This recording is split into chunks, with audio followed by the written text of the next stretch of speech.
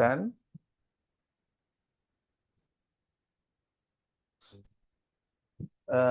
Dari konteks sebelumnya, maka mungkin akan muncul pertanyaan mengapa ERP itu penting bagi perusahaan. Kita bicara tentang sisi perusahaannya dulu. Kenapa sih perusahaan itu penting mengimplementasikan sistem ERP? Kenapa perusahaan itu harus menggunakan aplikasi ERP misalkan?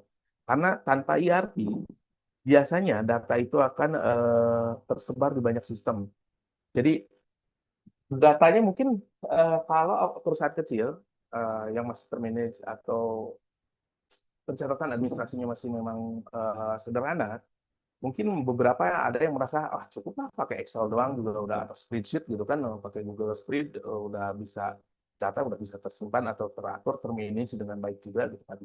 Tapi kemudian mereka lupa ketika misalkan admin atau karyawan yang mengurus data tersebut resign, pindah atau misalnya hal-hal lain yang membuat dia misalnya tidak ada lagi di tempat di sana, maka orang baru biasanya juga akan kesulitan untuk mendapatkan kalau filenya pun ada, mereka biasanya akan kesulitan untuk file untuk melakukan mengadministrasi A, B, C ini yang mana sih gitu karena terkadang untuk transfer knowledge seperti itu juga di perusahaan-perusahaan kecil biasanya jarang terjadi gitu. Jadi ketika ada yang desain langsung ganti biasanya ya udah semuanya biasanya akan melakukan ulang gitu kan untuk pencatatan ulang lagi, pencatatan ulang lagi. Nah, di sini juga pencatatan data manual seperti ini riskan terhadap error ya karena human errornya itu rate-nya cukup tinggi. Kemudian juga dari sisi laporan juga lambat karena untuk bisa memproses ketika diminta sebuah cross data gitu yang kita minta laporan data misalnya untuk produksi A di bulan sekian itu kemudian terkait dengan bahan baku B ini seperti apa laporannya. Nah, itu biasanya kita harus bongkar beberapa file yang datanya diambil kemudian diedit manual yang nanti agar sesuai dengan kebutuhan. Nah, hal seperti ini juga bisa menjadikan koordinasi antar divisi juga sulit gitu. Jadi ketika kita tidak menerapkan ERP ya, terjadi juga seperti itu. Nah, ketika kita menggunakan ERP, maka kebalikannya yang terjadi adalah bahwa data ini terpusat, kemudian data juga real time, apa yang terjadi atau apa yang sudah dilakukan akan tersimpan datanya sesuai dengan uh, selama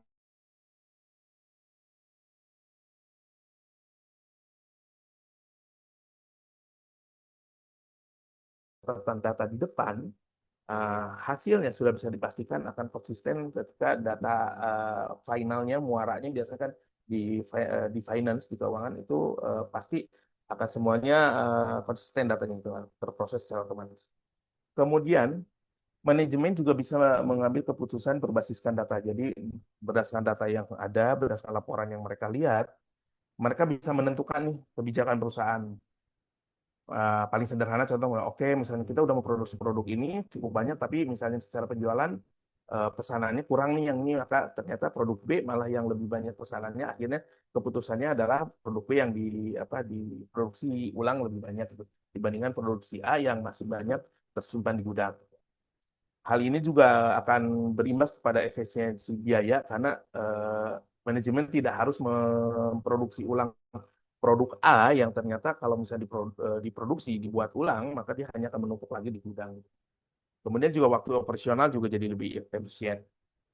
Kayak keputusannya atau kesimpulannya bahwa dengan ERP itu, kenapa ERP itu penting bagi perusahaan, bahwa ERP ini bisa membuat efisiensi operasional. Jadi dengan otomatisasi prosesnya yang efisien, dia bisa mengurangi pekerjaan manual. Kemudian juga visibilitas real time berdasarkan laporan, berdasarkan hal-hal yang dilakukan kemudian langsung ternotifikasi, jadi secara real time bisa langsung muncul notifikasinya. Si A misalkan ketika mau membuat produk ini bahan bakunya kurang, otomatis muncul notif misalkan di warehouse ada kebutuhan bahan baku yang untuk dikeluarkan, tapi ternyata di gudang juga misalkan oh bahan bakunya memang kosong, dia bisa langsung otomatis meminta pengadaan dan otomatis notifnya bisa langsung muncul di bagian purchasing untuk pembelian terhadap bahan baku yang dibutuhkan. Nah, ini menjadikan kemudahan untuk memonitor stok, keuangan, kemudian produksi kapan saja, dan ketika misalnya aplikasi ini di online kan, Jadi manajemen bisa mengakses dari mana saja untuk melihat visibilitas sistem mereka, visibilitas kondisi produksi perusahaan mereka juga. Kemudian kita juga akan mendapatkan keuntungan dari kepatuhan dan kontrol bahwa kalau kita menerapkan skema approval pada sistem ERP kita bisa melakukan juga audit trail. Jadi ketika ada log atau misalnya terjadi sesuatu, kita bisa mengusut kejadian, misalnya kalau misalnya ada gagal produksi, kapan, di mana, siapa yang mengerjakannya, di mesin mana, itu semua bisa dengan mudah diketahui. Dan juga bisa menerapkan standarisasi proses bisnis.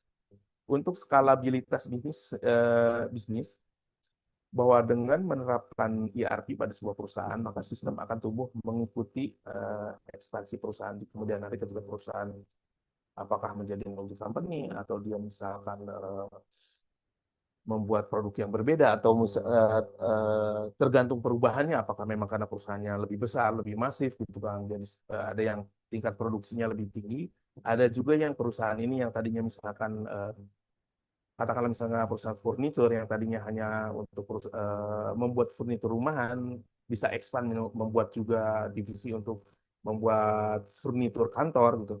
Nah itu ketika kita sudah menerapkan sistem ERP, maka kondisi seperti itu bisa dengan mudah diterapkan. Oke, kita lanjut ya. Kemudian sistem ERP yang umum digunakan di industri saat ini ya jadi ini lebih kepada aplikasinya. Kalau mungkin lebih mudah disebut sistem ERP yang apa, kalau saya sendiri lebih cenderung menyebutnya sebagai platform sih, karena memang sebuah aplikasi tapi biasanya ketika implementasinya atau skalanya sudah cukup besar, kita biasanya menyebutnya sebagai platform. Jadi ada yang kita kenal namanya SAP atau Sahana. Kategorinya dia aplikasinya enterprise atau proprietary.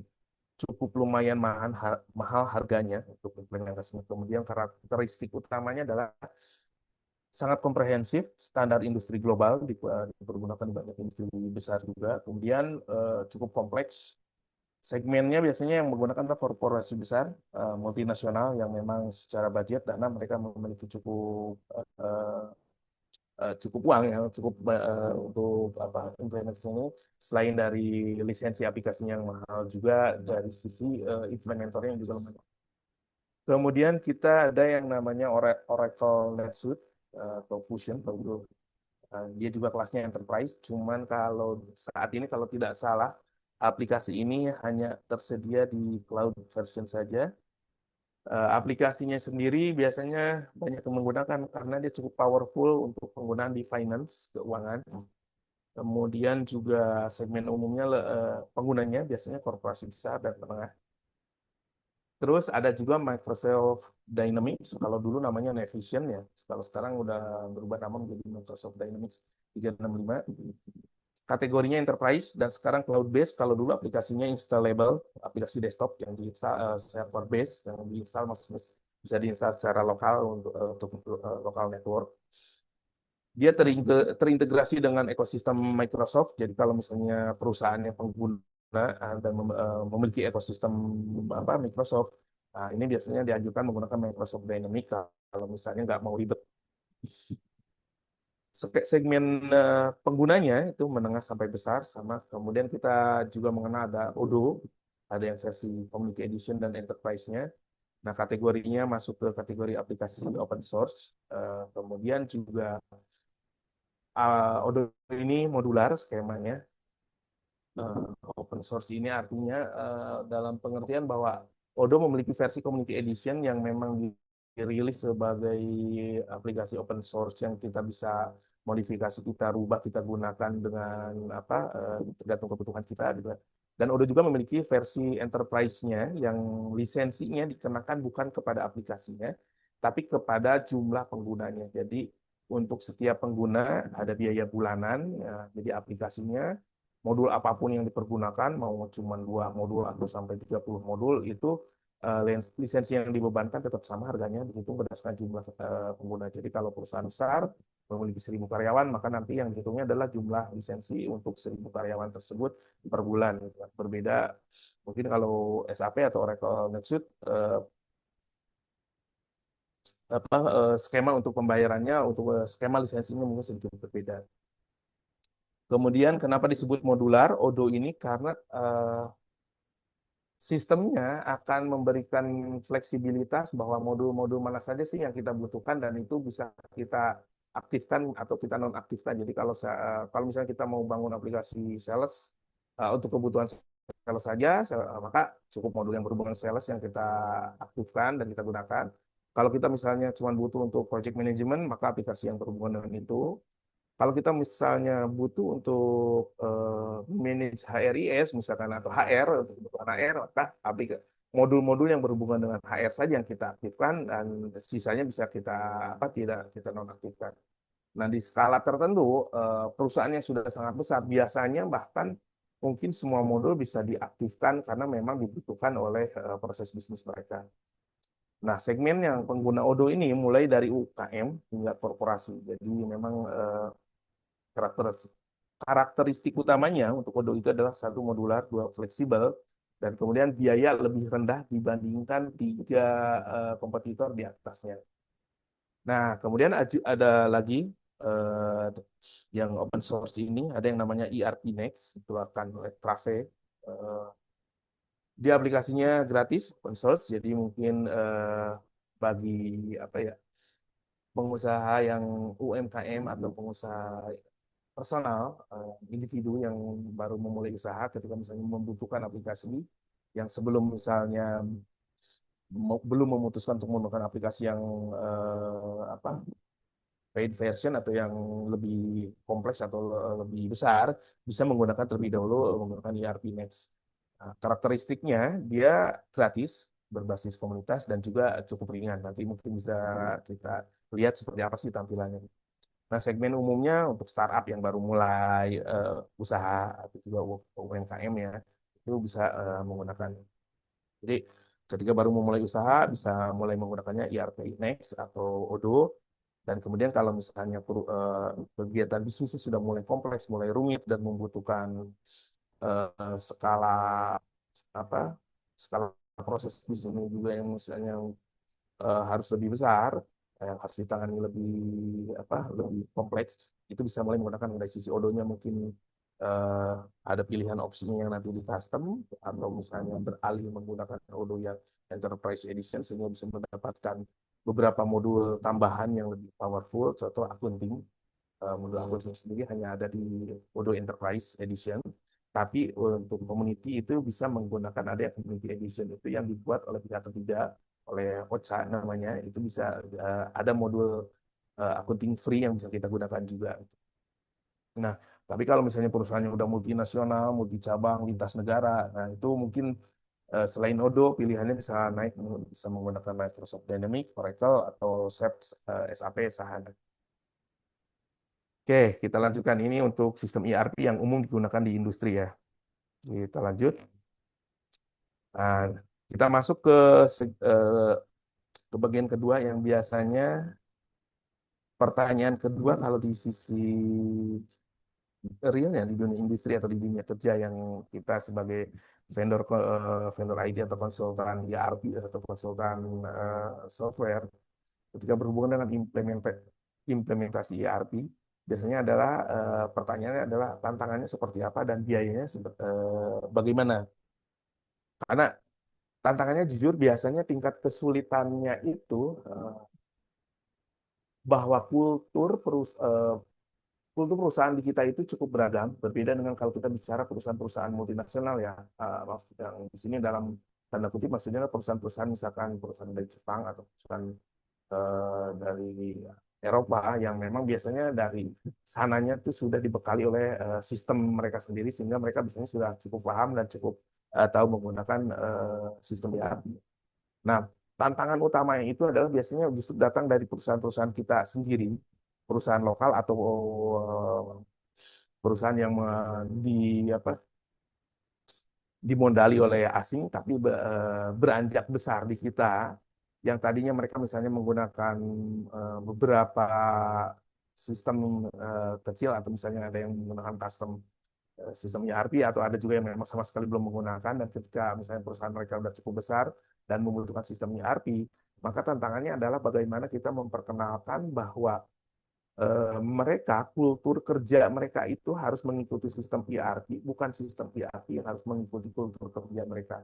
Karena seperti yang kita ketahui di dunia kerja atau di perusahaan-perusahaan itu punya kebijakan sendiri-sendiri terkait proses bisnis karena misalkan proses penjualan di sebuah perusahaan ini mungkin memiliki sedikit perbedaan dengan perusahaan B karena di perusahaan A ini misalkan untuk agar kadang-kadang untuk agar klien mereka loyal, mereka biasanya memberikan beberapa apa metode pembayaran yang mungkin cukup fleksibel atau sangat dengan tanda kutip variabelnya yang sangat kompleks itu maksudnya nggak kalau istilah kita nggak saklek sesuai dengan sistem. Berbeda dengan misalnya perusahaan B yang biasanya mengikuti aturan baku by the book misalkan ya payment metodenya ya misalnya memang ada yang harus dibayar berdasarkan termin, ya harus sesuai dengan by termin, ada yang harus cash, ya harus cash gitu. Kalau di sini kadang-kadang misalnya, oh karena misalnya perusahaannya supaya mereka tetap menjadi pelanggan, akhirnya diberikan kemudahan-kemudahan, ada yang bisa sampai misalnya 2 bulan, 3 bulan, nggak harus melakukan pembayaran sesuai sistem, atau metode pembayarannya juga yang berbeda, atau hal-hal lain yang artinya biasanya di luar kebiasaan atau di luar keilmuan manajemen perusahaan itu bisa menjadi tantangan kita karena saat kita datang kemudian kita mengedukasi itu biasanya akan berbenturan dengan person-person atau end usernya pengguna pengguna aplikasi nantinya di sana yang sudah terbiasa nyaman dengan sistem yang ada tiba-tiba harus menghadapi harus belajar menggunakan sistem yang mungkin buat mereka lebih kaku dan mereka tidak bisa fleksibel dulu lagi karena semuanya harus sesuai sehingga data atau pekerjaan yang mereka lakukan itu semuanya akan terotomatisasi dan terrecord dengan dengan jelas dan detail gitu. Kalau selama ini dalam tanda kutip ada yang bermain-main bisa melakukan penggelapan atau apa, nah, itu biasanya ketika diterapkan sistem kan sudah tidak bisa melakukan itu lagi, maka mereka biasanya akan sedikit mengkonfrontasi implementasi sistem seperti ini. Kemudian dari sisi biaya juga kita biasanya mendapatkan tantangan karena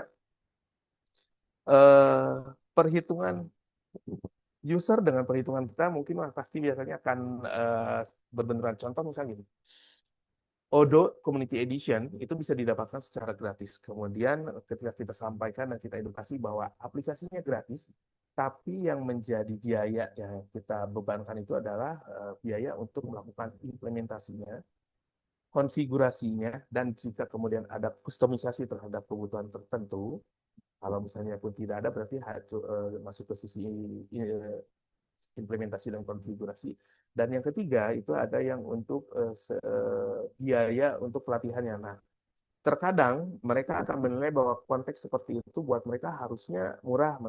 Kalau melupakan bahwa secara standarisasi pekerjaan dari sisi kita pun kita sama gitu bahwa kita menghitung ada man hour-nya.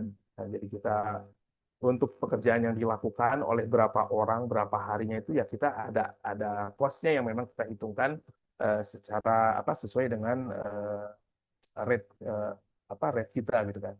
Nah, hal seperti ini akan menjadi tantangan dalam melakukan implementasi ERP. Jadi mungkin rekan-rekan harus sedikit memahami konteks seperti ini. Kenapa? Karena kalau di kemudian hari menjadi praktisi IT, baik itu menjadi seorang freelance atau bagian dari sebuah vendor software atau konsultan IT, itu benar-benar harus memahami sehingga menghindari jangan sampai di kemudian hari karena kita mengikuti maunya klien atau kita tidak menguasai pemahaman tentang konteks tantangan dan biaya seperti ini, ujung-ujungnya adalah kita mengerjakan sesuatu pekerjaan yang skopnya malah nantinya malah jadi lebih besar dibandingkan biaya yang kita terima. Oke, kita lanjutkan ya. Jadi seberapa sulit sih implementasi ERP ini? Yang pertama adalah kompleksitas proses bisnisnya. Jadi semakin banyak departemen, kemudian semakin banyak varian prosesnya. Ada satu produk, kemudian produk ini misalkan kalau bikin tenda untuk produk A ini pemotongannya mungkin sama, dijahitnya sama, kemudian bahan baku yang untuk tiang-tiang tendanya juga mungkin sama aluminiumnya seperti itu ya. Tapi kemudian bahwa ternyata si produk A ini ada variannya, jadi ada produk A01, dia memiliki misalkan di depannya jadi ada yang kayak kanopinya, saya lupa nama istilahnya apa itu. Kemudian ada juga misalnya ukurannya lebih besar, ada juga yang warnanya beda, ada juga yang bahannya ternyata ada yang satu lapis, dua lapis, ada yang tiga lapis. Nah itu menjadikan proses produksinya menjadi cukup kompleks dan rumit gitu kan. Jadi untuk satu produk utama, kemudian ternyata dia memiliki beberapa varian proses yang dilakukan. Nah, semakin rumit, maka konfigurasi ke sistemnya biasanya makin rumit dan makin lama untuk implementasinya. Kenapa? Saat selesai dilakukan development pun, nantinya pada saat masuk ke proses testing di sisi baik testing internal untuk SIT-nya ataupun nanti untuk UIT-nya, itu biasanya akan butuh cukup waktu. Kemudian juga ada yang namanya kualitas dan migrasi datanya. Jadi saat sistem yang baru yang kita tawarkan dan kita implementasikan ini memiliki fitur, memiliki hal-hal yang lebih baik, bagus untuk proses bisnis sebuah perusahaan, ini biasanya akan menjadi sebuah kesulitan ketika ternyata mereka meminta ada migrasi data. Pokoknya kita mau data data lama kita yang ada di sistem lama atau yang ada di data Excel lama itu dipindahkan semua, dimigrasikan masuk menjadi data yang ada di sistem yang baru gitu, yang baru kita implementasikan, dan semua data harus sudah terproses sesuai dengan output yang mereka inginkan. Nah, itu biasanya menjadi tantangan buat kita juga gitu kan. Nah, seperti yang dijelaskan di awal, ada resistensi perubahan untuk change management seperti ini, bahwa ketika karyawan terbiasa dengan cara lama, udah nyaman, nah kemudian diminta untuk mengadopsi sistem baru, maka biasanya mereka ada yang resisten ya, nggak mau lah, dan biasanya cenderung berusaha untuk menggagalkan implementasi. Karena pada saat proses pelatihan atau pendampingan, terkadang mereka dengan sengaja tidak belajar dengan benar ketika kita ajarkan untuk melakukan apa penggunaan aplikasinya itu, mereka sengaja, sehingga akhirnya pada saat misalnya kemudian dilakukan tes uji coba atau benar-benar kita tinggalkan secara mandiri menggunakan, terjadi banyak error dan menjadi masalah karena ada komplain dari pihak perusahaan kepada kita. Kemudian untuk kustomisasi dan integrasi seperti yang dijelaskan juga, bahwa ketika sistem harus menyesuaikan dengan kebutuhan unit perusahaan serta harus terintegrasi ke sistem lain. Contoh misalnya Pak, kita udah punya sistem lama dan memang ada beberapa memang secara proses bisnis berbeda. Kita ingin bahwa datanya itu bisa terintegrasi, sebetulnya no problem. Kita bicara ngomongin by case-nya itu kita bicara sebagai by service ya gitu.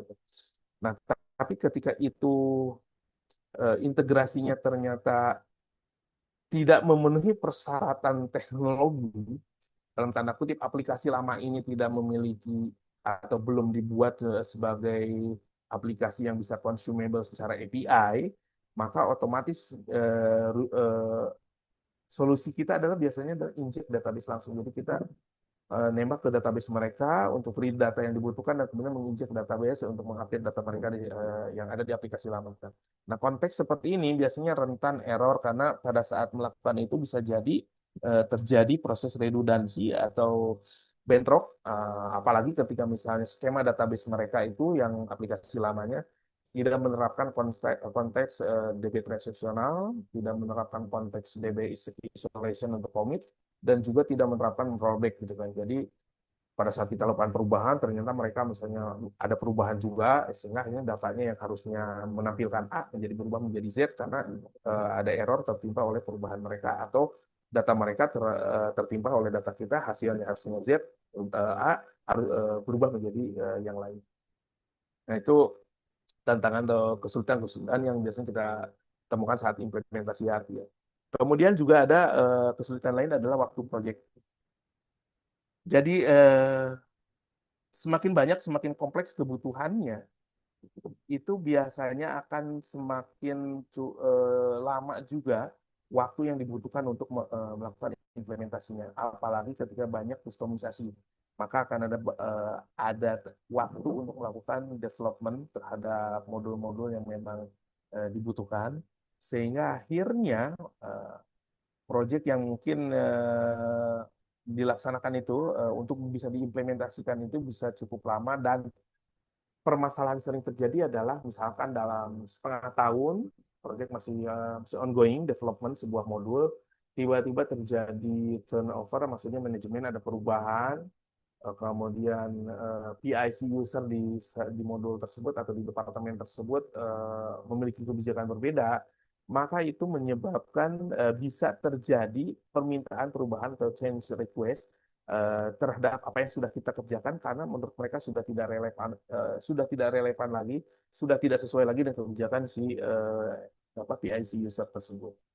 Jadi itu juga bisa menjadi sebuah apa tantangan sehingga nanti rekan-rekan yang di kemudian hari berkarir sebagai project manager itu harus bisa memahami kondisi seperti ini dan harus bisa membuat sebuah prevention kalau misalnya sebelum project dijalankan itu menghindari hal-hal seperti ini sudah harus masuk dalam apa, berita acara atau kesepakatan project ya kesepakatan di awal sebelum project dijalankan.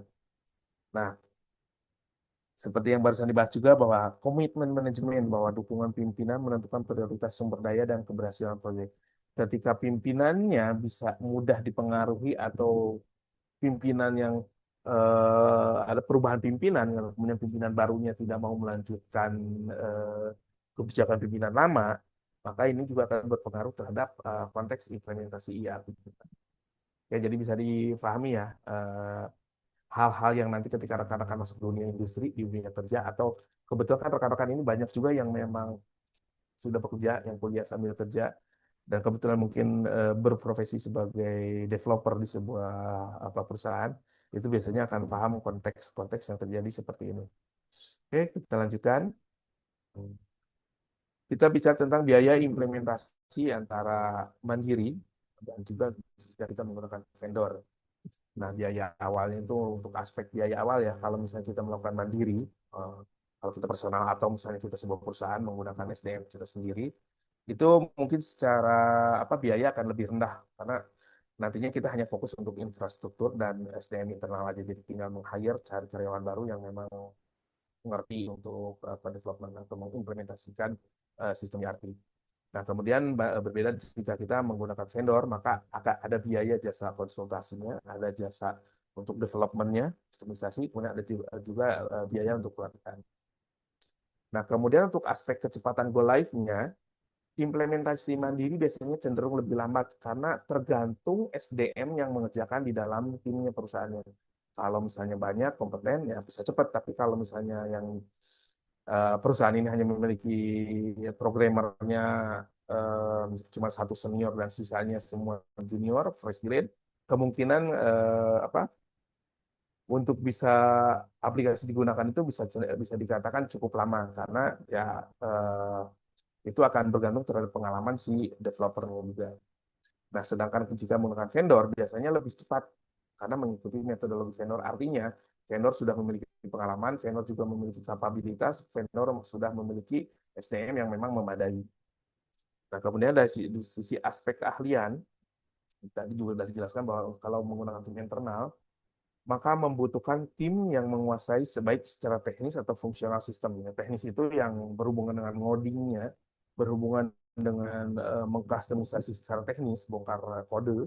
Sedangkan fungsional ini berhubungan dengan menggunakan aplikasinya. Jadi secara visual, jadi secara tampilan UI-nya, nah ini harus ada dua tipikal user atau SDM yang paham di sana. Nah, sedangkan kalau vendor biasanya tersedia. Jadi itu alasannya kenapa kalau Odoo itu kan ada yang namanya konsultan fungsional, ada juga yang konsultan yang teknikal gitu lah. Ada juga yang memang hibrid, dia ngerti teknikal juga, ngerti fungsional juga. Jadi kalau fungsional biasanya perusahaan kliennya udah punya Odoo, cuman belum ada yang bisa makainya, maka biasanya hanya butuh dilatih atau di training oleh konsultan fungsional Odoo.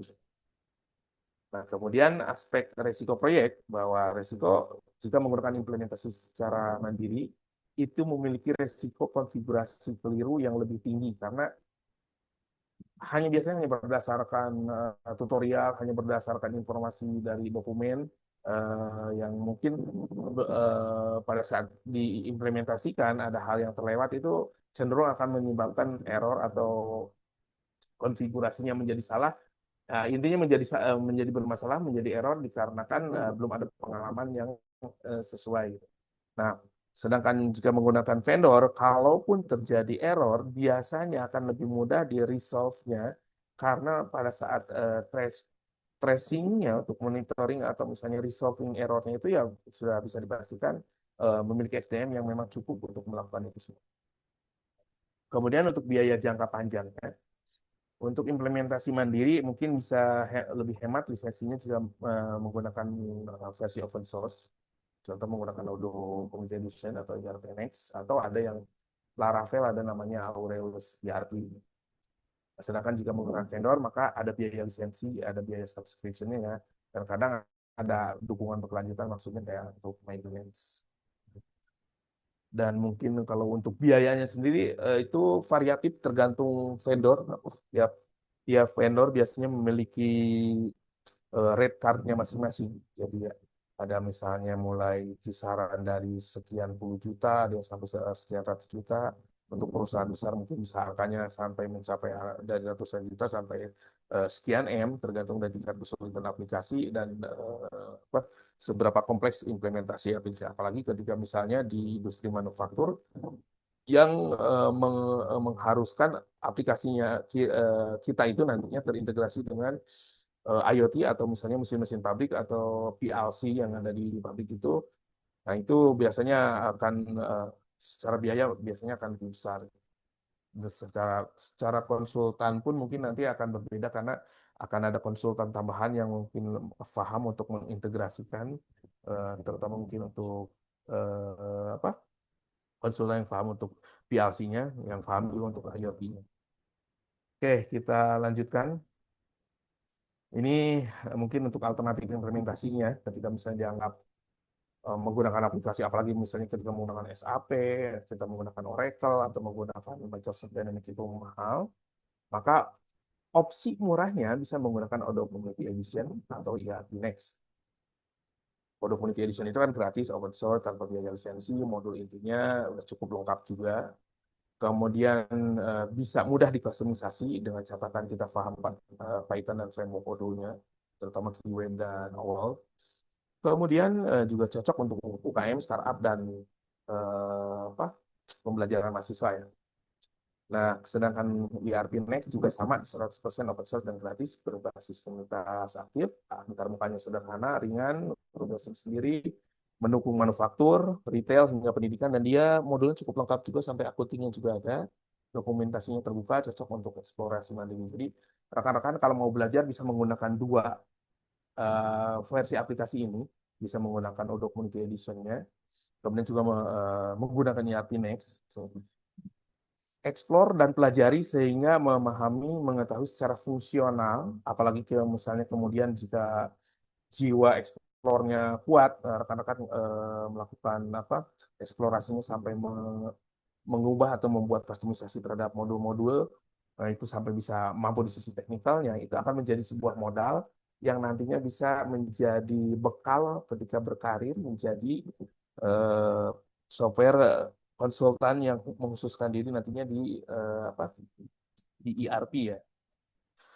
Ini tidak ada ruginya nanti rekan-rekan belajar install sendiri. Kalau saya sendiri lebih cenderung lebih mudah untuk melakukan instalasinya itu kita tinggal menggunakan Docker. Kita lanjutkan bagian ketiga. Jadi peran mahasiswa IT, terutama rekan-rekan ya, rekan-rekan di UBSI ini yang program bidang studinya IT ini nanti di dunia ERP itu perannya sebagai apa gitu kan? Peluang karir apa yang terbuka bagi lulusan IT dalam ekosistem ERP ya? Ya kalau kita bicara ERP itu kan bisa jadi apa-apa. Apakah cuma sebatas jadi developernya aja, apakah cuma sebatas fungsionalnya aja? Nah, perlu rekan-rekan ketahui ada beberapa peluang yang cukup besar. Jadi satu menjadi fungsional konsultan seperti yang tadi saya jelaskan. Jadi rekan-rekan cukup menjadi orang yang paham cara menggunakan Odoo misalkan. Jadi ketika misalnya nanti ada perusahaan yang saya mau bikin klinik nih menggunakan Odoo, Nah, karena rekan-rekan sudah banyak belajar, sudah banyak eksplor, nah, rekan-rekan nanti tinggal datang dan bilang, saya bisa melakukannya Pak, tanpa harus melakukan coding, apa saya sudah bisa nanti setup, implementasi, dan Bapak nanti bisa memiliki Odoo ya, yang bisa dipergunakan untuk klinik Bapak. Wah, saya pengen misalnya untuk logistik ini kebetulan saya punya, misalnya saya agen, punya jualannya itu B2B itu maksudnya mereka punya jualan sembako secara agen dan nanti dikirim-kirimkan ke distributor. Nah, kita tinggal sampaikan juga bahwa kita bisa membuatkan menggunakan Odoo itu, tinggal implementasi. Dan ketika misalnya mereka membutuhkan ternyata ada kebutuhan khusus, nah itu baru nanti kita lari menjadi ERP developernya. Kita buatkan modulnya yang khusus memang memenuhi kebutuhan mereka. Ketika misalnya modulnya ini memang belum ada tersedia di Odoo misalkan atau belum tersedia di ERP Next misalkan. Nah itu kita tinggal sampaikan bahwa kita bisa membantu untuk develop kebutuhannya. Nah kemudian yang ketiga ada peluang di menjadi bisnis analis. Bisnis analis itu seperti apa? Jadi begini, perusahaan-perusahaan seperti kita, PT Jidoka System itu sangat membutuhkan bisnis analis yang terampil dan cukup paham proses bisnis. Jadi ketika misalnya kita ada requirement atau assessment, requirement gathering atau assessment terhadap kebutuhan implementasi di sebuah perusahaan, ketika kita ngobrol di awal itu, maka yang kita butuhkan adalah bisnis analis yang bisa paham kebutuhan user itu apa, dan bisa nantinya membreakdown kebutuhannya menjadi sebuah functional system design atau product requirement design, kalau dokumennya gitu ya, yang nanti bisa menjelaskan bahwa di sana, oh ternyata perusahaan ini membutuh misalkan sistem HRIS nih yang nantinya di bagian ini bisa terpenuhi menggunakan Odoo tanpa harus melakukan development, dia bisa menggunakan hanya cukup konfigurasinya saja, tapi nanti untuk modul yang ini harus dilakukan sebuah penyesuaian, contoh misalnya untuk perhitungan PPh segala macam ini harus ada penyesuaiannya nih sesuai dengan regulasi terbaru misalkan. Nah itu bisnis analis tugasnya melakukan hal seperti itu. Nanti dari hasil analisanya itu dia laporkan kepada project manager yang nantinya didiskusikan dengan tim teknikal, tim teknis untuk membreakdown menjadi tas-tas yang nantinya dikerjakan oleh developer tim. Nah, lanjut, ada yang keempat, ada project manager. Jadi project manager ini adalah bertugas untuk memastikan bahwa kebutuhan user terpenuhi dan kita sebagai tim developer bisa memenuhi, memastikan bahwa kita bisa memenuhi kebutuhan dan juga proses development.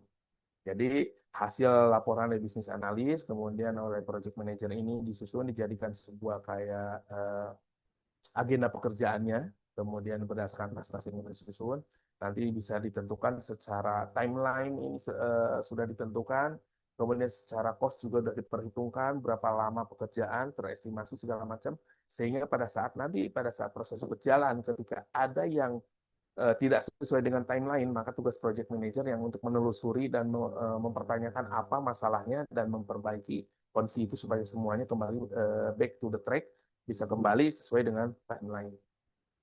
Nah, kemudian ada juga peluang di support dan QA.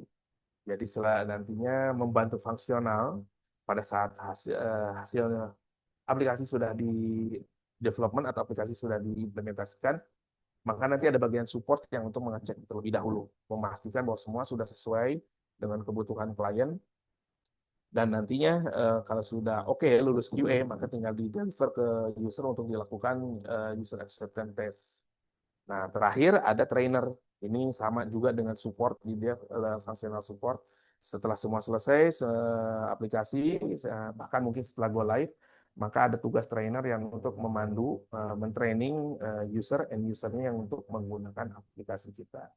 Jadi ini banyak peluangnya, ada sekitar 6 peluang yang eh, dibutuhkan di dunia industri, terutama ketika berkaitan dengan ERP development ya. Jadi rekan-rekan tinggal, oh saya senangnya di sini, saya senangnya di sini, itu silakan tinggal matangkan kemampuannya di sana, dan itu nanti bisa menjadi bekal rekan-rekan untuk berkarir di dunia industri yang berhubungan dengan ERP.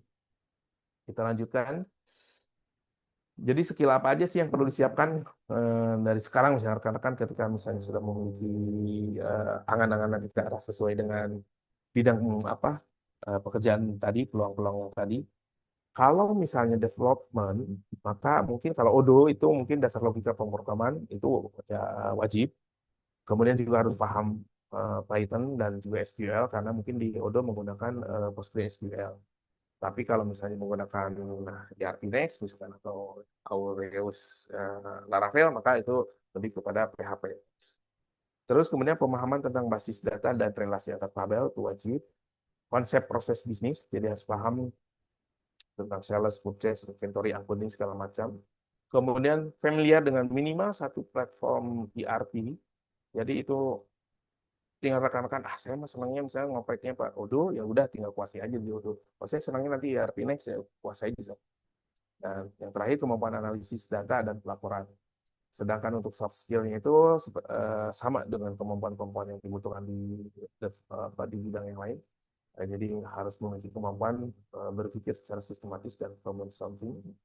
Kemudian mampu berkomunikasi lintas divisi, baik itu non teknis dan teknis.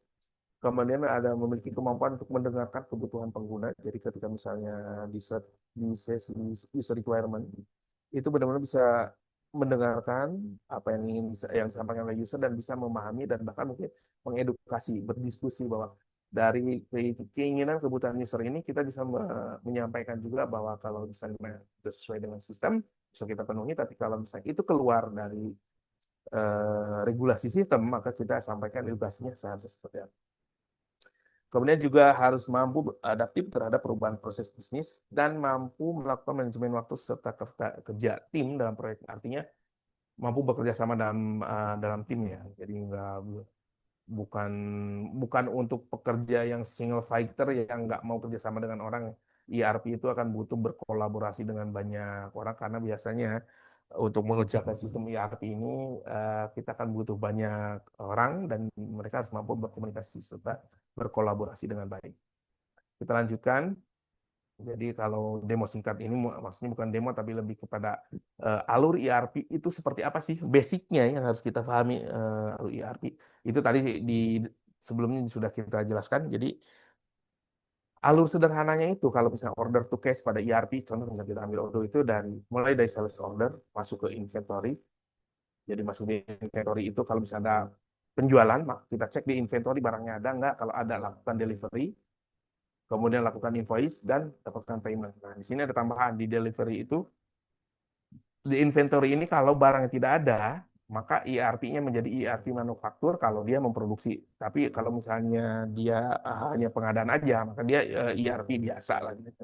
Ada pada saat, oh produknya nggak ada, tolong beli dulu nih pengadaan dulu. Ada barang udah tersedia, kita langsung delivery. Yang kayak gini misalnya kayak toko buku lah. Karena dia misalnya ada pesanan beli buku, oh buku apa, buku kampus yang dari produksi PT Sidu misalkan. Oh ternyata barangnya habis atau kurang nih, kita beli dulu ke vendor kita gitu kan, baru kita kirimkan ke pemesan. Oke, bisa dipahami ya, karena secara mudahnya nanti seperti ini. Dan semuanya nanti muaranya ada di akunting. Oke, untuk pemaparan materi seperti itu kita coba lanjutkan. Jadi ini ada beberapa kontak rekan-rekan jika ingin ada pertanyaan atau hal lain yang nanti ingin tanyakan, silakan bisa di capture. Kita lanjutkan dengan oke, mungkin Ya, Kang Tatang mungkin siap. gambaran ujiannya, Kang Tatang. Oh, siap. Mau sambil ini ya, saya sampaikan juga. Jadi kalau layar sudah masih nunjukin nggak Pak? Sudah Kalau berubah? ke yang Odo ya tampilan dulu. Sambil saya jelaskan ya. Ya, Nah, sambil mungkin dikonfirmasi sama Pak Andri, itu kalau Pak Andri sudah sampaikan, tadi kan tanggal 11 berarti itu hari Sabtu ya? tanggal 10. Nah, Saya ingatnya Jumat, nggak tahu ya tanggal 11. tanggal 10 besok Tanggal Jumat 10. berarti. Nah, kemungkinan Ya, saya bukanya siang, jadi nanti saya pastikan dulu pagi hari semuanya udah ready terlebih dahulu. Eh, Harus dites ulang, khawatir nanti ada error apa, karena nanti saya untuk aksesnya, nanti kita akan buatkan apa namanya? Kita buatkan dulu terlebih dahulu manual. Kalau yang sebelum-sebelumnya kan kita send by email. Ternyata sistem ini memiliki proses antrian, sehingga khawatirnya kan nggak bakalan dalam satu hari terkirim semua. Nah, solusinya nanti besok pagi itu saya buatkan dulu passwordnya untuk semua rekan-rekan terdaftar supaya nanti bisa langsung login tanpa harus menunggu apa email invitation gitu kan. Nah, kemudian yang pastikan juga nanti pada saat sudah bisa login, rekan-rekan itu ngecek namanya sudah benar atau tidak, kemudian NIM penting juga kenapa? Karena nanti itu akan tercetak di sertifikat. Jadi kalau misalnya rekan-rekan tidak melakukan pengecekan atau apa kalau kita namanya edit, kalau misalnya ada kesalahan nggak diedit, maka itu ya kita hanya mengeprint berdasarkan data yang kita miliki. Untuk ujiannya sendiri nanti akan kita berikan linknya, rekan-rekan nanti tinggal login ke aplikasi kita, nanti tinggal masuk, melakukan ujian, kita berikan waktu sesuai dengan jumlah soal yang mungkin nanti soalnya juga tidak akan jauh dengan apa yang sudah saya paparkan. Nah, itu nanti rekan-rekan baru tinggal menjawab dan jika selesai dan memenuhi syarat kelulusan nilainya, maka itu bisa langsung apa terbit sertifikat yang bisa di-download. Jadi pada saat sudah selesai dan bisa download sertifikat, mohon langsung di-download dan disimpan karena khawatirnya sistem kita itu kan tidak terus kita keep gitu kan karena biasanya nanti di kemudian hari di cuma maksimalnya itu biasanya live-nya itu cuma 1 bulan. Itu datanya biasanya udah ke-reset lagi. Nah, itu untuk mekanisme ujiannya ya. Jadi ujiannya nanti pilihan ganda, rekan-rekan tinggal login, buka halaman ujiannya, kerjakan, selesai. Kalau mendapatkan nilai yang bagus, lulus gitu kan, download sertifikatnya dan simpan. Oke, ini untuk pengetahuan tambahan penyerta dari pemaparan tadi, ini adalah tampilan Odoo. Jadi untuk rekan-rekan yang belum paham Odoo atau belum pernah menyentuh Odoo, nanti bisa coba membuka di odoo.com, kemudian melakukan trial, dan nantinya rekan-rekan bisa melihat bahwa ada banyak aplikasi, bukan aplikasi, ada banyak modul yang disediakan oleh Odoo yang bisa sesuai dengan skema industri yang kita butuhkan. Jadi kalau misalnya untuk penjualan, ada modulnya apa saja gitu kan. Kemudian untuk kalau saya hanya ingin bikin website, kemudian misalnya untuk e-commerce, nanti apa saja modulnya. Jadi untuk website ini ada untuk e-learning, ada e-commerce. Kemudian misalkan untuk akuntansi, nanti modulnya ada apa saja. Nah, kemudian misalkan untuk sumber daya manusia, SDM, HR atau HRIS itu ada apa saja. Nah, itu rekan-rekan bisa apa? Bisa eksplorasi gitu. Nah, dengan trial ini bisa melakukan uji coba terhadap Odoo Enterprise selama 15 hari. Bahkan rekan-rekan bisa menggunakan fitur yang namanya Odoo Studio yang untuk melakukan konfigurasi langsung, menambahkan model, menambahkan kolom baru gitu kan terhadap modul-modul yang ada di sini. Ini tampilan Odoo ya.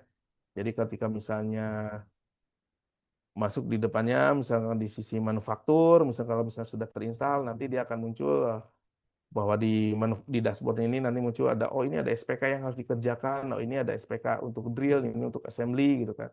Kemudian untuk hal-hal lainnya nanti rekan-rekan tinggal explore. Jadi bisa baca dokumentasi Odoo di odoo.com-nya, bahkan di odoo.com-nya juga ada apa?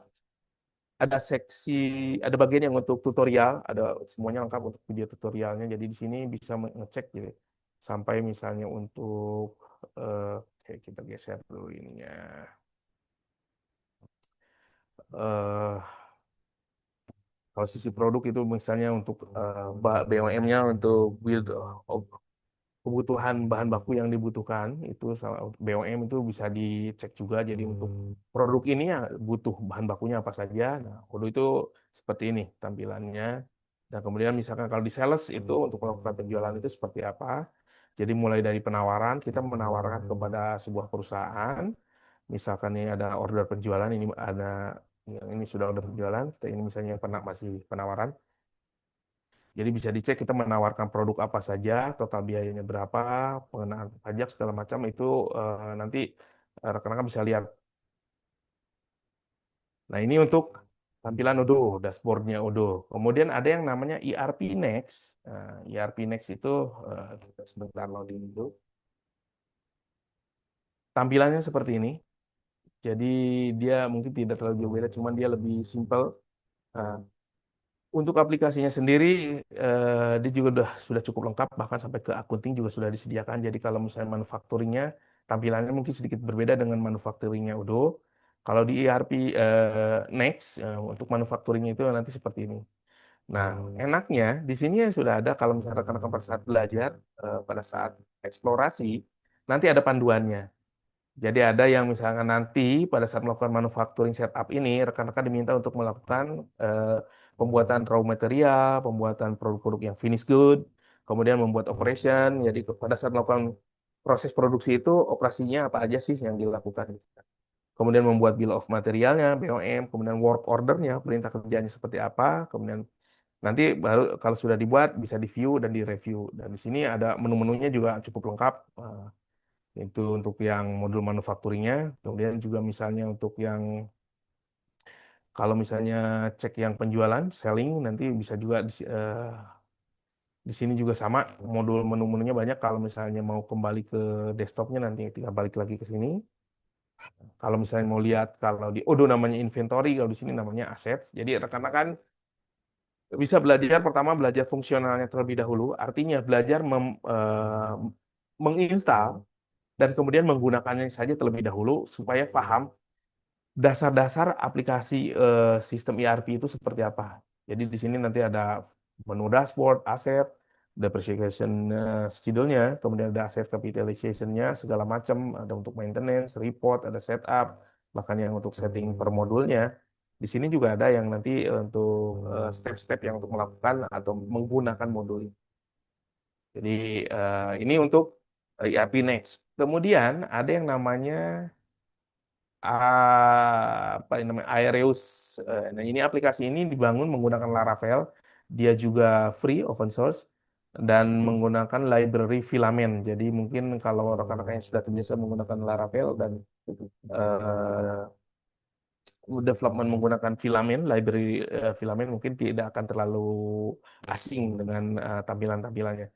Contoh misalnya, makanya skemanya seperti ini. Jadi kalau ada yang belum terinstal, misalnya akunting, nanti tinggal pilih di sini untuk melakukan instalasi. Tapi ingat di sini nanti ada dependensi yang dibutuhkannya apa. Jadi saat menginstal ini kemungkinan akan otomatis juga menginstal modul lain yang dibutuhkan. Ini contohnya misalnya aplikasi yang sudah kita install, ada yang namanya kontak, nanti bisa akan muncul di sini. Ada inventory misalnya kontak, jadi kalau misalnya kita masuk ke modulnya, nanti akan tampil dashboardnya, kita bisa melakukan apa, menambah kontak, melakukan edit atau apa, nah itu nanti tinggal apa, tinggal akses aplikasinya. Nah nantinya rekan-rekan tinggal belajar menginstalnya, mungkin kemungkinan kalau hanya install biasa itu akan sedikit lambat karena filamen biasanya cukup berat. Kalau misalnya mau cepat, misalnya ketika menggunakan Docker itu tambahkan service lain misal Redis untuk case-nya supaya aplikasinya bisa berjalan lebih cepat.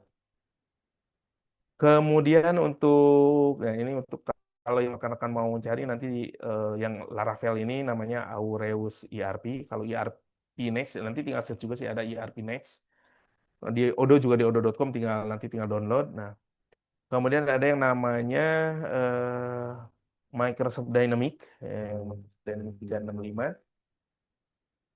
Jadi dia kalau kita bilang sih maksudnya pemain besar dan pemain lama ini masih loading nih. Jadi tampilannya tidak tidak terlalu jauh secara tampilan apa ya aplikasi. Mungkin bisa terlihat kelihatan mungkin eh, secara menu, secara tampilan, fitur, fungsionalitasnya biasanya bisa dikatakan sama atau mirip ya. Ini sambil nunggu yang loading Microsoft Dynamic, nah ini tampilannya seperti ini. Jadi tampilan seperti tampilan desktop.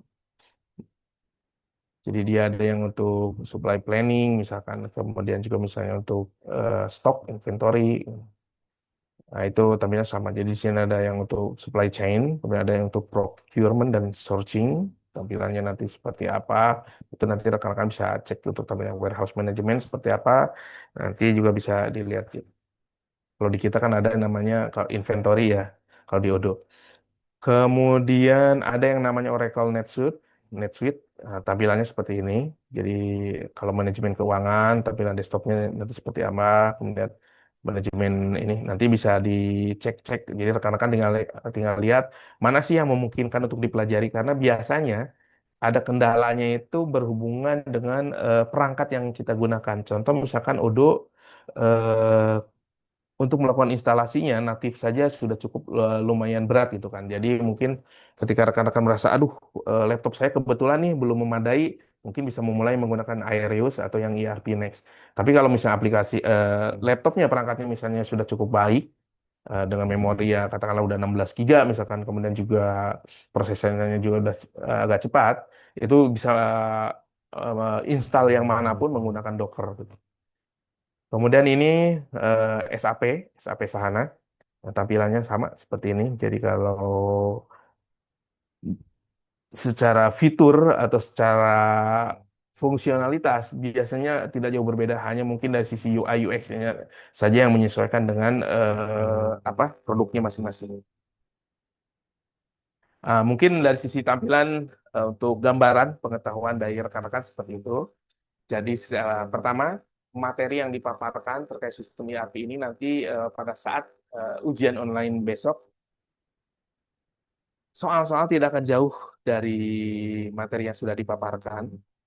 Kemudian juga metodologi ujiannya atau konsep soalnya juga mudah, hanya pilihan ganda, tapi harapannya bahwa rekan-rekan bisa mengisi dengan baik dan benar, jadi nggak sekedar menebak, tapi berdasarkan pengetahuan.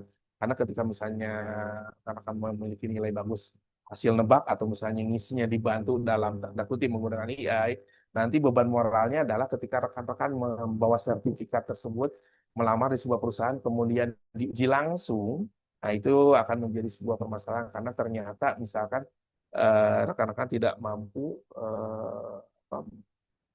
melakukan interview sesuai dengan sertifikat yang dibawa.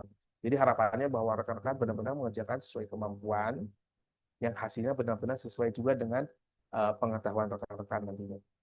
Jadi jangan lupa besok mungkin nanti kalau bisa mungkin agak siangan kita berikan notifikasi bahwa misalnya apa halaman ujiannya sudah bisa dibuka, sudah bisa diakses oleh rekan-rekan. Nanti rekan-rekan tinggal masuk dan tinggal mengerjakan ujiannya, kemudian ketika sudah selesai dan mendapatkan hasilnya, kalau yang lulus, itu tinggal jangan lupa untuk langsung download sertifikatnya dan simpan baik-baik. Sebisa mungkin simpan di Google Drive supaya tidak hilang, karena ada banyak kasus rekan-rekan yang lama yang pernah mengikuti ujian, beberapa kali ada yang misalnya sudah 2 bulan, 3 bulan, ternyata balik lagi, Pak, bisa download lagi nggak? Kita sudah tidak ada datanya, kan ada database-nya sudah ke reset, ya itu mohon maaf. Jadi harapannya nanti rekan-rekan lebih. Mungkin dari saya cukup sekian untuk pemaparannya. Mohon maaf jika ada kekurangan. Sesi selanjutnya saya persilakan, saya kembalikan kepada Pak Andri untuk dilanjutkan. Mangga Pak Andri, waktu dan layar saya kembalikan.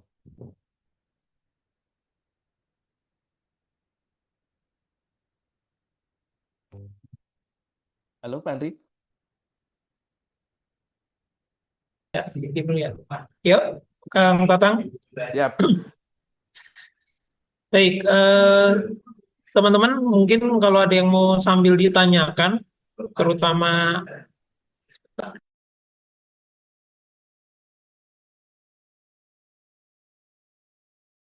teman-teman, kalau ada yang mau ditanyakan ke Kang Tatang terkait teknis ujian, mungkin ada yang masih belum jelas soal ujian atau standar kelulusannya berapa, nilai yang harus diraih, ya, karena eh, ini yang paling sering terjadi ya, Kang Tatang. Sebenarnya hampir 70% sih lulus sebenarnya. Betul, betul.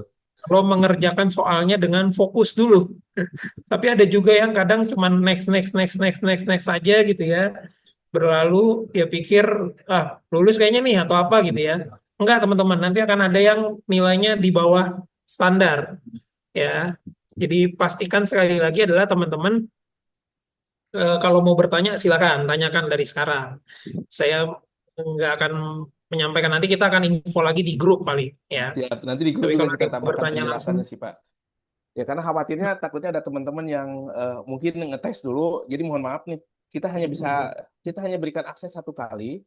Jadi ketika ada yang karena ketidaktahuan dibuka yang maksudnya untuk menguji coba gitu kan, itu kan sama saja dengan sudah melaksanakan yang akhirnya ya tidak mendapatkan nilai karena dia hanya tadinya hanya untuk membuka saja gitu. Nah, itu nanti untuk rekan-rekan supaya jadi apa concern juga untuk diperhatikan bahwa hanya diberikan satu kali kesempatan ya, kecuali jika memang terjadi errornya yang memang force major, teman-teman sedang mengerjakan tugas, misalkan di rumahnya tiba-tiba laptopnya jatuh kesiram air, kemudian tidak bisa melanjutkan gara-gara itu ya selama itu bisa dibuktikan, itu nanti bisa kita bantu gitu. Hal-hal yang sifatnya yang memang karena bukan kelalaian sendiri, nanti bisa kita bantu untuk apa eh, memperbaiki atau mengulang kegiatannya. Tapi untuk rekan-rekan yang mohon maaf mungkin yang memang lalai atau misalnya tidak memperhatikan, ya itu seperti yang disampaikan oleh Pak Andri, nantinya ya kita mungkin kita akan abaikan. Baik, mungkin saya sambil sekali lagi menginfokan kepada teman-teman bahwa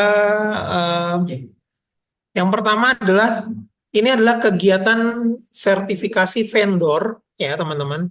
Ini adalah kegiatan sertifikasi vendor sebagai salah satu bagian dari syarat untuk ijazah. Ini berbeda dengan sertifikasi BNSP, teman-teman. Ya, ini berbeda dengan sertifikasi BNSP. Jadi ini adalah sertifikasi vendor. Sekali lagi, teman-teman. Ya, jadi mohon diingat baik-baik. Ini adalah sertifikasi vendor, maka teman-teman ngelihatnya data di link Google Drive. Nanti juga akan kami kirim kembali infonya ya. Jadi bukan yang BNSP. Lalu berikutnya pelaksanaan ujiannya dilaksanakan besok Jumat ya, Kang Tatang ya. Siap, siap. Dimulai dari siang ya. Nanti akan ada datanya ya. Intinya teman-teman nanti perhatikan di grup ya. Dan segala pertanyaan sampaikan saja di grup, nggak kenapa-napa, nggak usah khawatir. Kami juga mohon bantuan teman-teman nanti kalau ada pertanyaan berulang, bantu infoin ya karena biasanya saya sama Kang Tatang tetap akan baca, tapi ada beberapa pertanyaan berulang nggak kami jawab biasanya. Karena bingung Karena pada kalau saat mau jawab pertanyaan udah ketimpa lagi, Pak. ya, karena kalau pertanyaan berulang dijawab tuh kita nggak kelar-kelar merhatiin WhatsApp. Jadi biasanya kami akan menjawab pertanyaan-pertanyaan yang memang baru ditanyakan gitu. Jadi nanti teman-teman mohon bantuannya ya. Kalau seandainya saya sama Kang Tatang kok kelihatannya slow respon karena kami lihat oh ini udah ada infonya nih gitu ya modelnya. Nah, nanti biasanya saya udah belajar dari yang sebelumnya, kami akan infokan termin waktu teman-teman. Jadi Iya. termin waktu itu misalkan per 2 jam atau per 3 jam ya biar nggak numpuk dan nanti juga teman-teman gak usah khawatir intinya kalau ada kendala ada apapun info di grup jadi seperti yang tadi Kang Tatang sudah sampaikan terkait teknis untuk ujian dan sebagainya silakan apakah ada yang mau ditanyakan teman-teman jangan nanti tiba-tiba di grup mulai ramai. Iya. Takutnya yang nggak hadir hari ini nanti juga apa tidak mengetahui informasi, jadi mungkin nanti minta tolong juga rekan-rekan sampaikan ke teman-temannya yang tidak hadir saat ini konteksnya seperti apa, informasinya seperti apa. Jadi jangan sampai mereka besok nggak ikutan ujian ya karena nggak sampai informasinya. Terutama Ya. karena jarang buka grup, Wak. Grup WA-nya Nah, jarang dibuka juga gitu kan. makanya sebenarnya ini rata-rata teman-temannya teman-teman satu kelas semua ya, walaupun dari berbagai kampus, jadi saling infokan sengaja kami tampilkan nomor telepon di sana, karena kadang ada juga teman sekelas yang ternyata Nggak tahu mungkin nomor telepon temennya. punya kontaknya, apalagi semester 8 soalnya, Iya, iya, ya Pak. khawatir udah nggak ada grupnya, masing-masing sibuk gitu ya. Jadi biar teman-teman infoin ke teman sekelasnya, ya. Sementara kalau email ya terkait dengan kegiatan Zoom ini saja. Ya, nanti untuk Septian nanti akan kami infokan lagi di grup. Ya, tapi hari ini tuh workshop sebenarnya sekaligus teman-teman dapat pembekalan materi barulah ibaratnya gitu ya dari mitra modelnya. Grupnya di mana ada di link Google Drive sebenarnya terkait grup WA, tapi saya coba share ya grup WA-nya di chat sebentar. Tapi pastiin bukan dari kampus Keramat ya, karena kalau kampus Keramat, kampus Pemuda dan kampus Selipi itu beda, beda link group. Nah, ini khawatir salah nih, khawatir ada yang salah join, Nanti beda ini ya, beda soal, beda beda soal, beda nggak bisa login, Mbak. Nggak ada arahan. email, ininya nggak ada NIM-nya. Saya coba cek dulu pertama, Muhammad Rangga ini dari kampus mana? Karena tiba-tiba saya share nanti tiba-tiba salah ya beda. Ya, Muhammad Rangga ini dari kampus mana? Oh, Margonda. Oke, ini dia nih, Gidoka. Silakan di chat, lihat. Jadwalnya, jadwalnya besok, Raihan. Udah gabung di grup belum? Silakan gabung dulu di grup WA. Ya, jadwalnya besok, Raihan. Untuk ujiannya tanggal 10 Juli.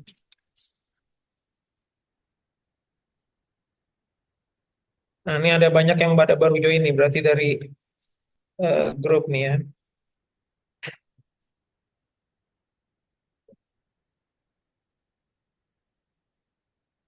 Oke, ada lagi yang mau ditanyakan, teman-teman? Saya akan coba share link kuesioner saja sama absensi. Sambil sebelumnya eh, sekali lagi kami mohon maaf tadi sempat terputus ya trouble karena lagi-lagi terkait jaringan sulit untuk diprediksi ini teman-teman. Ya. Besok juga pada saat ujian, Ya, pastikan juga nih rekan-rekan karena cuma satu kali kesempatan. Pastikan juga nih koneksi internetnya lagi bagus, memang tidak tidak dalam kondisi bermasalah. Khawatirnya tengah-tengah juga pada saat ngerjain error terputus ya jadi terputus juga. Tapi kalau itu terjadi nanti rekan-rekan mungkin seperti yang saya sampaikan selama memang ada eh, buktinya bisa men-screenshot permasalahan yang terjadinya memang karena permasalahan teknis yang memang di luar apa kita nanti gitu kan. Itu nanti tinggal sampaikan saja.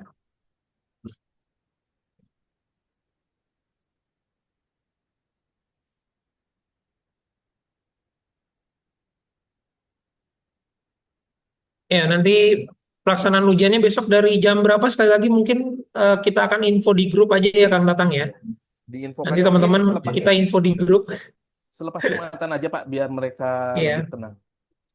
Jangan Nanti dari pagi. kita info di grup untuk waktu ujiannya, teknis ujiannya akan lengkap di grup teman-teman. Karena ya lagi-lagi biasa pertanyaannya akan berulang. Karena eh, biar nanti teman-teman juga enak menyimaknya. Nanti kami akan infokan. Mungkin nanti izin Kang Tatang bisa langsung share infonya gitu ya. Siap, Eh, siap. karena kalau saya nanti kalau nunggu dari Kang Tatang mungkin akan perjalanan pulang dulu baru nyampe jam 10 sampai jam 11 untuk nginfoin. Nanti Nanti kami akan sesi infokan maksimal di jam 11 malam ini ya jam 10 atau jam 9 nanti setelah kegiatan ini Kang Tatang akan nyampein di grup. Lalu besok pagi juga akan saya sampaikan lagi, saya ulangi lagi infonya ya. Jadi nanti teman-teman nggak usah khawatir. Batas waktunya kira-kira berapa lama Pak ujian? Ya biasanya sih 1 jam ya Kang Tatang ya. ya. Biasanya nggak sampai 1 jam sih karena memang mungkin Iya. soalnya banyak tapi kan harusnya mungkin mudah ya jadi bisa lebih cepat. Hmm. Jadi nggak akan sampai 1 jam. Cuma nanti tolong teman-teman pastikan nama ya, pastikan nama. Karena kami berdasarkan nama yang ada di pendaftaran. Ini sering sekali terjadi adalah tiba-tiba mahasiswa komplain sertifikat kok namanya beda.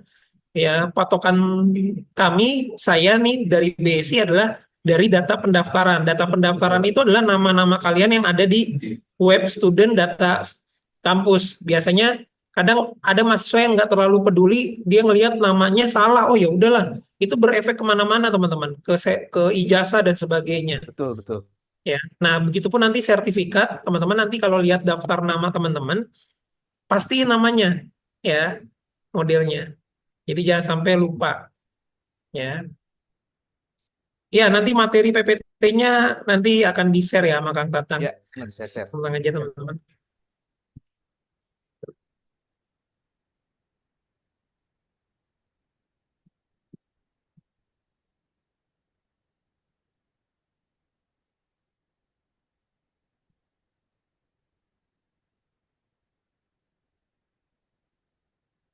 Baik, nanti juga ada record. Tadi ada teman kalian yang terima kasih berkenan untuk merecord nih Muhammad Fikran. Nanti di-share aja Muhammad Fikran ya.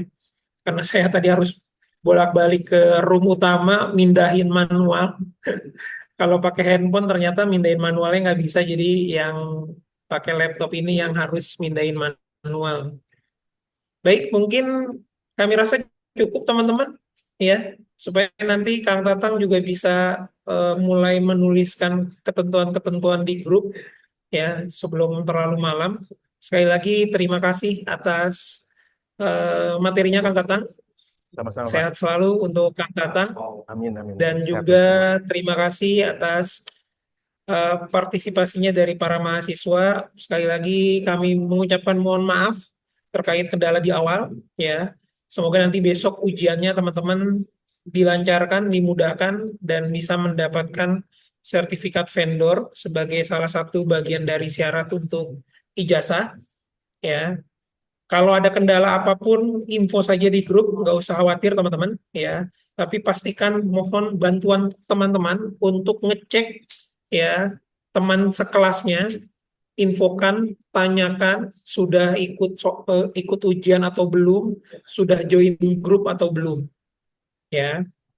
Karena yang dikhawatirkan kalau dari kami biasanya setelah 2 sampai 3 minggu baru nanya. Ini yang dikhawatirkan ya. Ketinggalan infonya jauh banget gitu. Ya, jadi mohon banget bantuannya karena terus terang kami juga sudah email ke kampus-kampus ke ADM-ADM. Ya, jadi mohon diinfokan. Nanti kalau nggak salah mungkin Kang Tatang dari siang sampai malam kan Kang Tatang ya dibukanya ya.